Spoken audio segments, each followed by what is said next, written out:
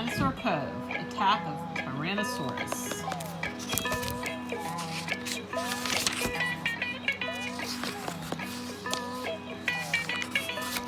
Chapter 1.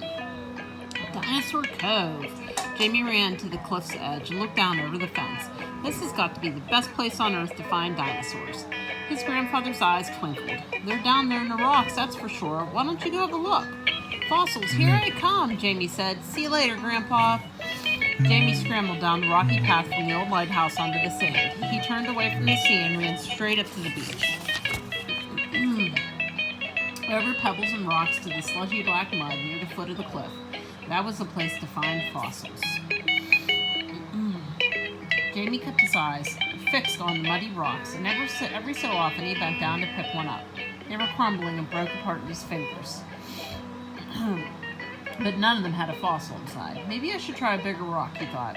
He spotted a large blue-gray rock with a crack down the middle and dumped his backpack on the mud beside it. He dug out of his safety goggles, fossil hammer, and chisel, and then he sat to work, angling the chisel into the crack and tapping it with his hammer.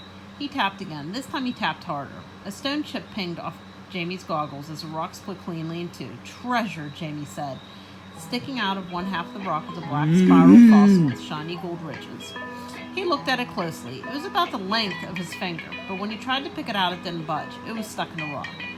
The fossil finder will tell me what it is, Jamie thought. He fished it out of his backpack and took out his favorite new gadget, a handheld computer. He flipped the lid and the screen glowed with a picture of a fossilized dinosaur footprints and the words "Happy Hunting." At the bottom of the screen, a cursor blinked. Jamie tapped "fossil shell" on the small keyboard, looked again at his fossil and typed what it looked like. Coiled rope. Then he pressed "find" and stared at the screen. A picture popped up. It looked like the fossil in a blue-gray rock.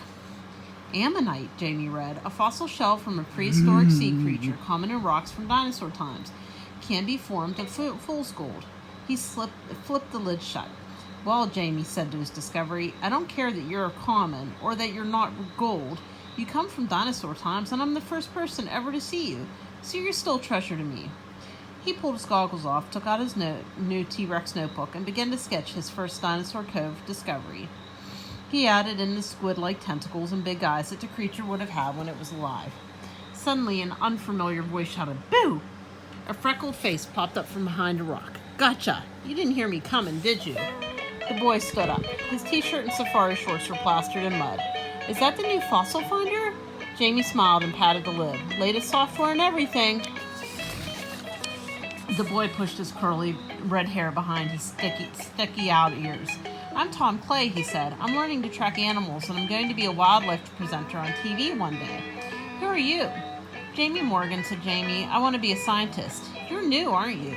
Tom asked. Jamie nodded. I just moved here. Look, I found ammonite. Oh, ammonite, said Tom, shrugging. You'll find loads of those around here. I want to find a dinosaur bone, Jamie told him. Dinosaurs are awesome. Tom looked at Jamie's notebook and laughed. T-Rex rules. He put his binoculars to his eyes. Sometimes I pretend I'm tracking dinosaurs. His binoculars flashed in the sunshine as he turned them on Jamie. Tom grinned. Hey, do you want to know a secret about Dinosaur Cove? You bet, said Jamie. Then follow me. We have to be quick. Tom set off across the beach. Jamie stuffed his fossil hunting gear into his backpack and ran after his new friend. Why are we hurrying? Jamie asked. The path up to the cliff gets cut off at high tide, Tom said, so we'll have to get back before then.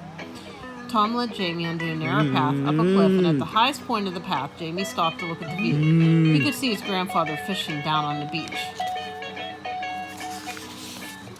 That's my house, Jamie told Tom, pointing to the tall whitewashed tower at the top of the cliff on the opposite side of the beach. Tom looked surprised. The captain's lighthouse? The captain is my grandpa, Jamie explained. My dad moved us here, and he's turning the bottom floor into a dinosaur museum. Cool, said Tom. He turned to look at the huge pile of mossy boulders. We've got to get up there. I love climbing, Jamie said. Together the boys clambered up on the boulders. Once Jamie had hauled himself onto the huge stone at the top, he asked, so where's the big secret? Right behind you, Tom said.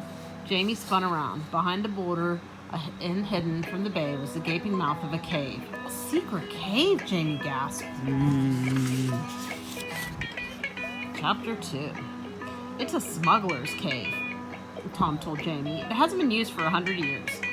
Jamie stepped into the mouth of the dark cave and dug his hand in his backpack, pulled out a flashlight. This is where the smugglers stored their booty, Tom said. You can see the marks from their lamps. Jamie flicked on his flashlight and pointed it toward the pale rock walls. He could make out sooty black streaks. Tom took a few steps into the cave and knocked on the back wall. It's a dead end. Jamie shone his flashlight over the floor and saw a spider with long, spindly legs. He followed it with his beam as it skittered into the corner and then disappeared into a hole. It can't be a dead end, Jamie said. Look. The hole began at the cave and came out of the height of his knees. It was wide at the bottom but very narrow at the top. How did I miss that? Tom said. I've been in here loads of times. It's big enough to squeeze through. Jamie kneeled down and pushed his backpack through the gap. I'm going in. He wiggled through the gap, shining his flashlight into the darkness. Wait for me, Tom yelled. It was colder and pitch black inside the second chamber. Jamie aimed his flashlight at the rock walls, the ceiling and floor. There was no sign of soot from smugglers' lamps. We must be the first people to come in here for hundreds of years, Tom murmured. Thousands of years, said Jamie. Millions, said Tom.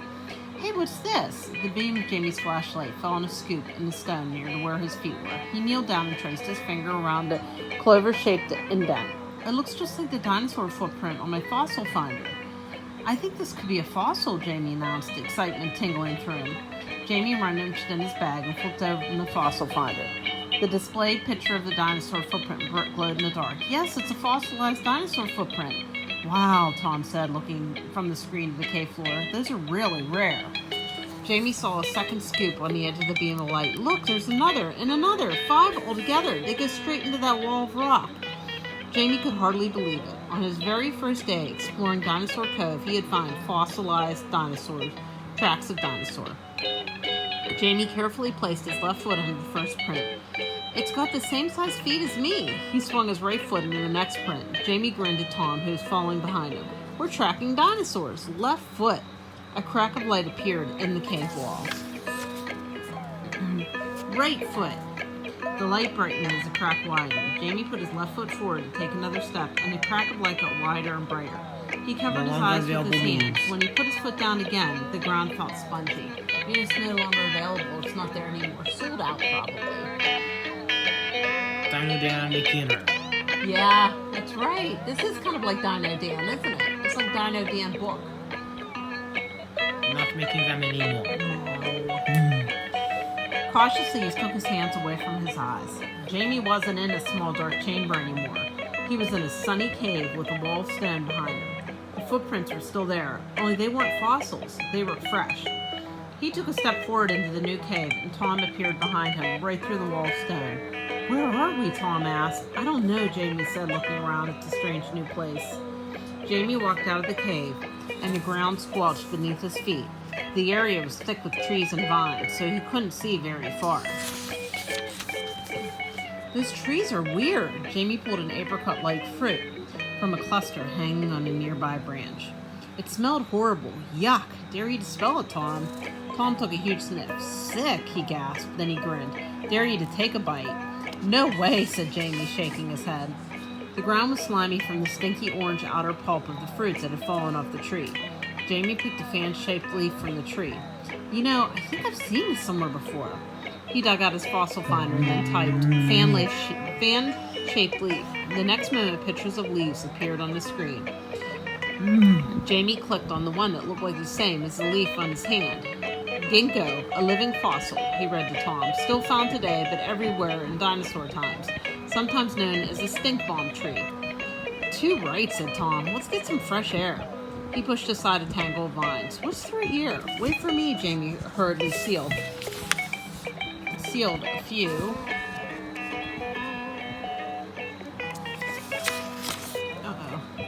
Sealed a few ginkgo fruits into a plastic specimen bag, stuffed them in a fossil finder in his backpack, and then crashed through the undergrowth after Tom. Careful, Tom shouted to him from up ahead. The ground sloped steeply, and Jamie tried to slow down, but his sneakers were caked with slippery ginkgo pulp. I can't stop, Jamie yelled as he tumbled towards the edge of the cliff.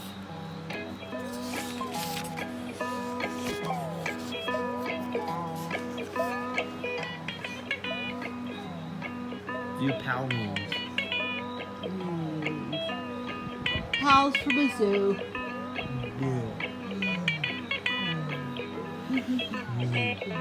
Yeah.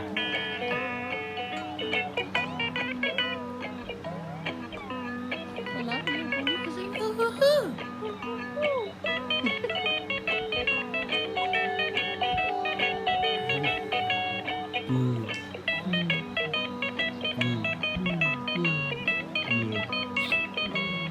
No! No.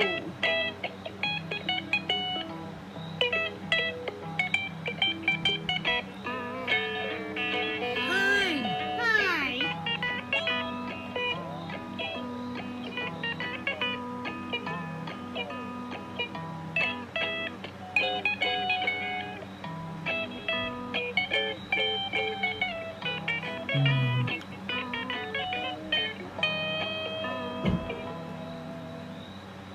Chapter 3. Tom thrust out the end of the stick. Grab this, Jamie, he shouted. Jamie threw out his arm and caught hold as one foot went over the edge. He wobbled and then steadied himself. Thanks, that was close. Jamie stepped back from the cliff's edge and gazed at the landscape in front of him. A canopy of gray mist hung over a forest of brilliant emerald green. The humid air throbbed with the whirring and buzzing of insects.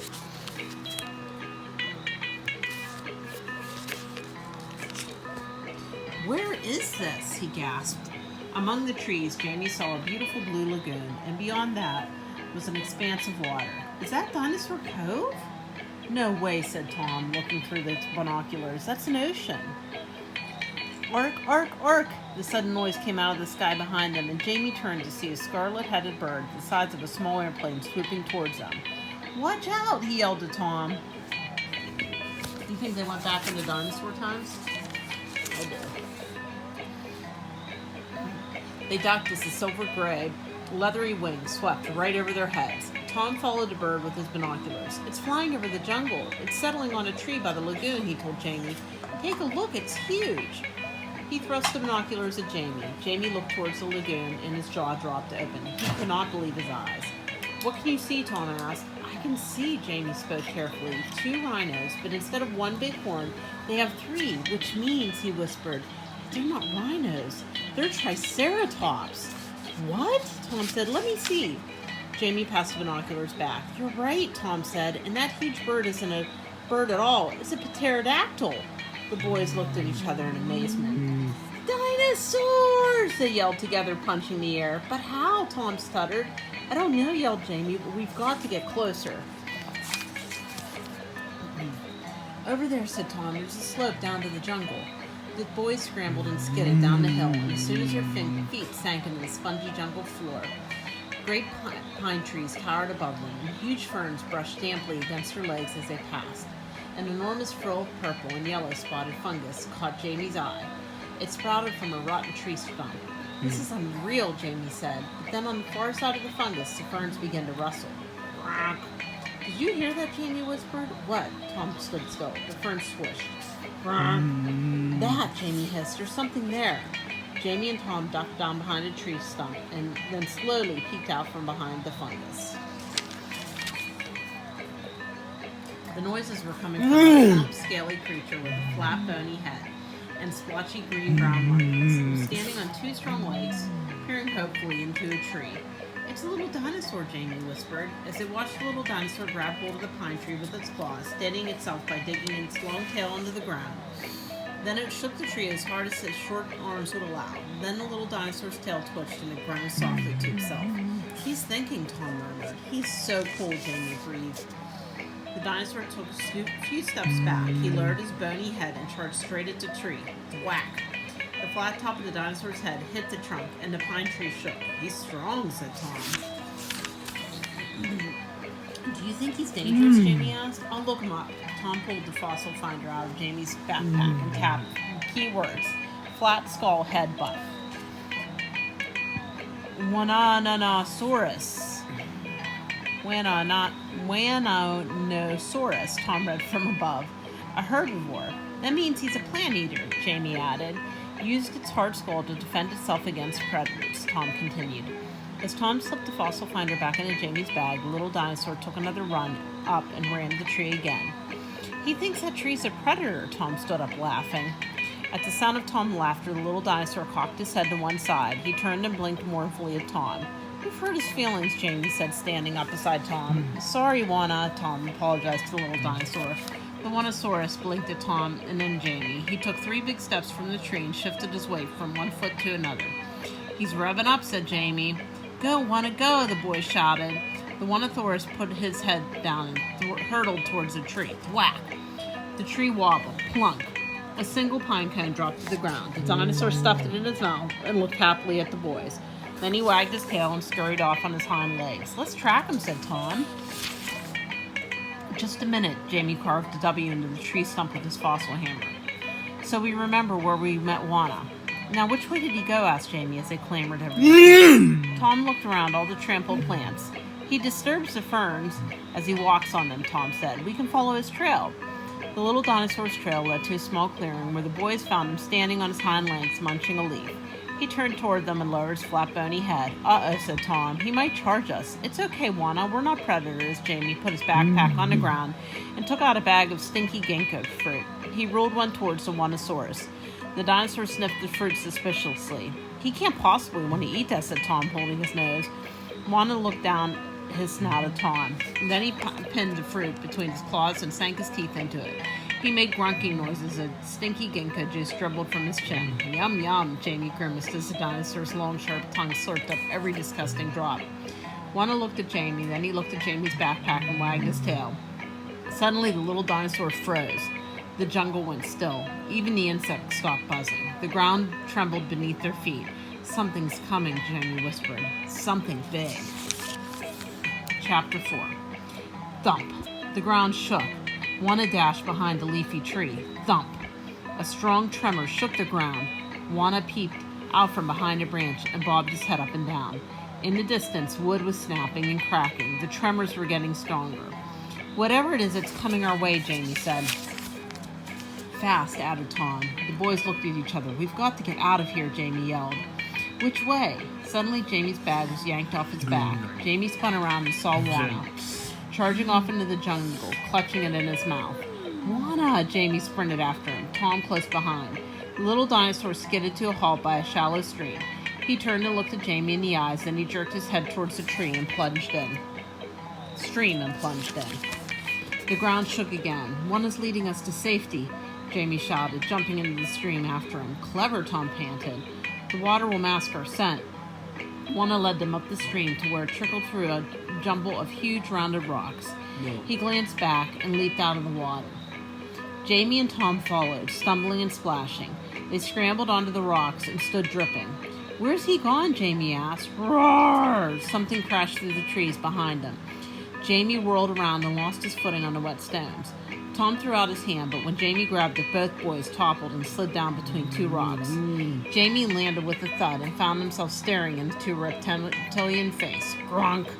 Juana greeted Jamie and Tom with slobbery lips, and Jamie was happy to see his backpack again. "Are we safe?" Jamie whispered. "Is that thing chasing us gone?" The boys listened. "I think so," Tom breathed. Thud. The rock shook. "It's here," Tom whispered. Jamie peered up through the gap above his head. Instead of the trees of the jungle, he saw a dark, slimy hole. Suddenly, a blast of slime.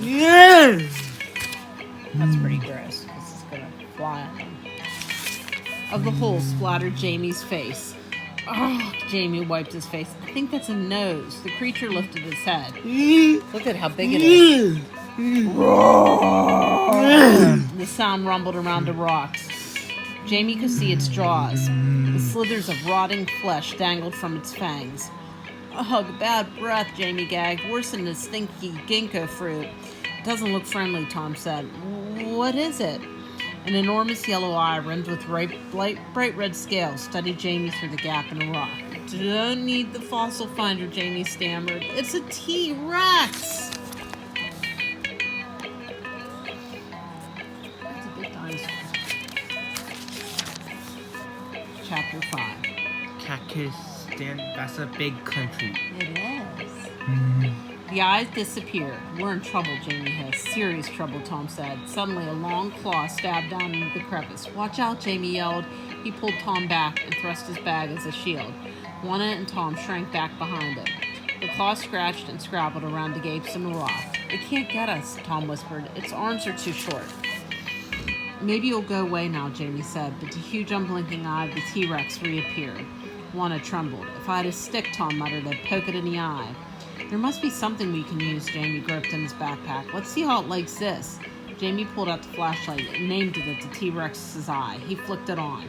Roar! The eye vanished. Cautiously, Jamie poked his head out of the crevice. The T-Rex was stomping away into the jungle. Whew, Jamie said. I think we're safe. The boys gave each other a high five. Now let's get out of here, Tom said, before it comes back. I'm not sure, buddy. The boys and Little Dinosaur climbed out of the crevice, and Wanda took the lead again, heading further downstream. Did you see that thing's teeth? Jamie muttered as they splashed after the new dinosaur friend. That T-Rex could rip us to shreds. Tom shuddered. Eat us alive, bit by bit.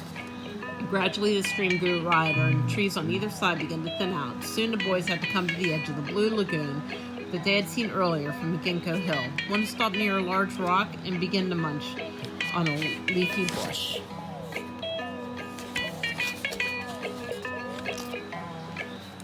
Come a long way from the cave, Tom said. And there's a T-Rex out to get us. How are we ever going to get home? I don't know, Jamie gazed over the sparkling blue water. Behind them, something started squawking. The boys whirled around. The squawks were coming from the yellow beaks of bat-like reptiles in the palm tree. The creatures looked like badly folded brown umbrellas. Pretty crazy. Gripping the palm fronds with their scaly feet and the clawed fingers on their wings. They must be another type of pterodactyl, Tom decided. Just then, the pterodactyls launched themselves into the air, squawking and flapping their wings. What's up with them? Tom asked as the bird-like creatures flew away. The lagoon fell silent. The only sound was the water gently lapping on the shore. Then the ground began to shake. Uh-oh, Jamie and Tom said together. T-Rex! Chapter 6. The boys turned to see the T-Rex spring out of the jungle, sending up a spray of sand. Its green scales rippled in the sunshine as it scanned the beach. Then it saw him. Roar! The T-Rex lowered its head. The red crest over its eyes flashed as it stomped toward them. We're T-Rex food, moaned Tom. Then suddenly there was a sound of breaking branches behind them. The T-Rex's head snapped up and it stared at the edge of the jungle. Turning around slowly, Jamie saw a second T-Rex crash out of the trees onto the beach. Oh no, said Tom. It was as big as the first, but darker with black stripes, and it was advancing on them. Watch out, Jamie rolled out of the way of the huge foot as first T-Rex stomped to meet the other T-Rex.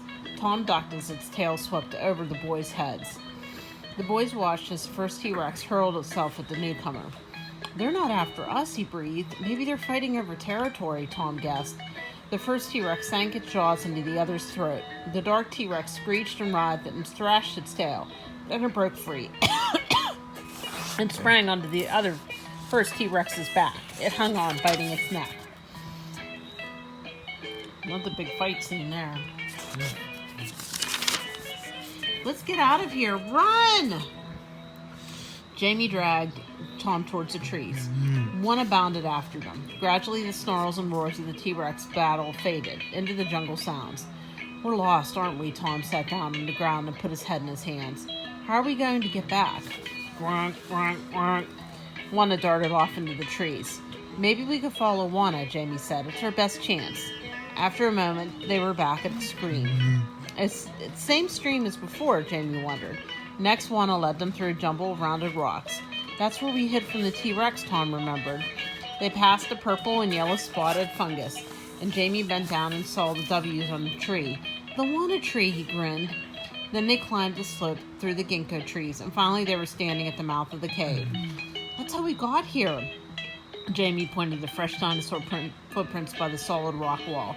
Juana stood next to it, wagged his tail. Then he stepped away, leaving two more identical footprints, but this time facing the rock. They are your footprints, Jamie gasped. Juana blinked at him, turned, and scurried into a pile of leaves and twigs in the corner of the cave. So that's where the dinosaur lives. That's Juana's nest. Jamie took out the last ginkgo fruit from his backpack. This is for you, Juana, he said, putting it on the ground. Thank you for helping us. Juana Juana's snout poked out from the nest. He nosed a fruit back to Jamie. I think he wants you to have it, Tom said. Okay, Juana, said Jamie, picking it up. I'll put it in Dad's museum. He told Tom, screwing up his nose and smiling. Tom was gazing at the rock with a puzzled expression on his face. We stepped forward to go back in time, so maybe we have to step backward to go forward in time, he guessed. Jamie nodded. I hope it works. Tom placed his foot to the rock face. Then he placed his right foot in Juana's print and stepped back with his left. There was a flash of light, and Jamie found himself alone with Juana.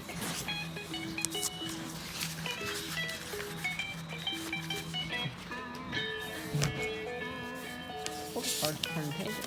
Maybe sticky and grilled cheese. It is. It worked, Jamie said to Juana. That means we can come back and see you again. He patted the little dinosaur in the snout.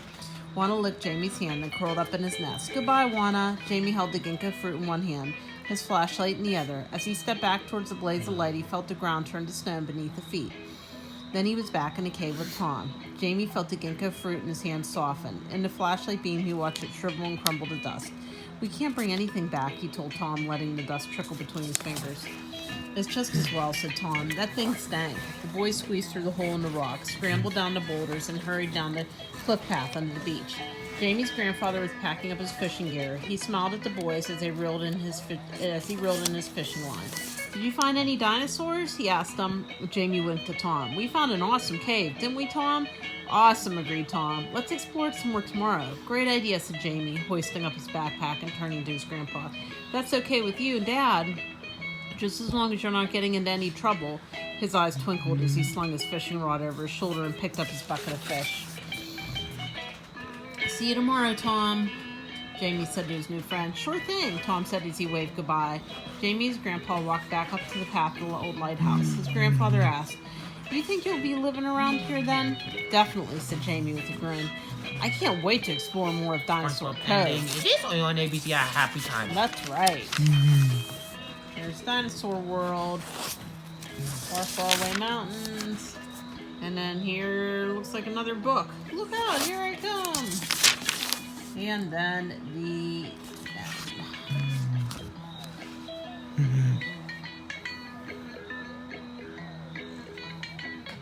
Come here. Come here. I love you. You know that? Did you love bananas? Yes or no? John Paul doesn't like bananas. Tastes like, maybe it looks like a banana nut bread. Yeah? You don't like banana nut bread either, huh? Tastes like noodles. You, I'm sorry. I love bananas. And banana nut bread. Banana nut bread lives inside my yard. It does.